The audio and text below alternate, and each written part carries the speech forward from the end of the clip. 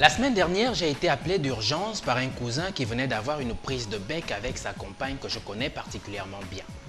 Au nom de notre amitié, ma belle-sœur s'est résignée à écouter mes conseils en me promettant par la suite que quoi qu'ayant raison, tout rentrera dans l'ordre dans leur foyer.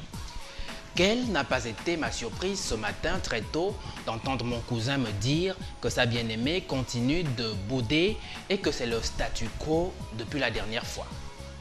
Statu quo. Cette locution latine est en français un nom masculin invariable. La locution complète donne in statu quo ante. Cela veut dire littéralement dans l'état où se trouvaient les choses.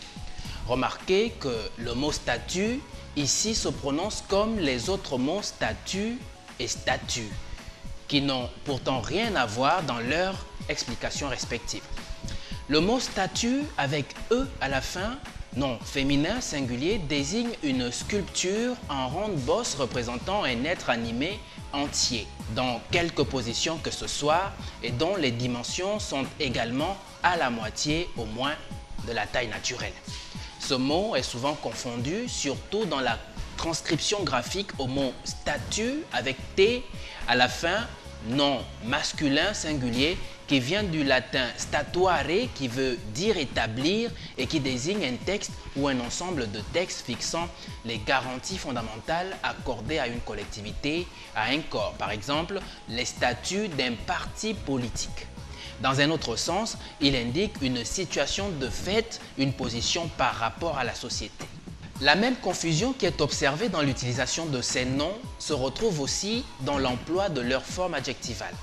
Statut avec E a pour adjectif le mot statuaire, c'est-à-dire ce qui est relatif à l'art de faire des statues. Alors que statut avec T à la fin a pour forme adjectivale statutaire, c'est-à-dire ce qui est conforme au statut qui est désigné par les statuts.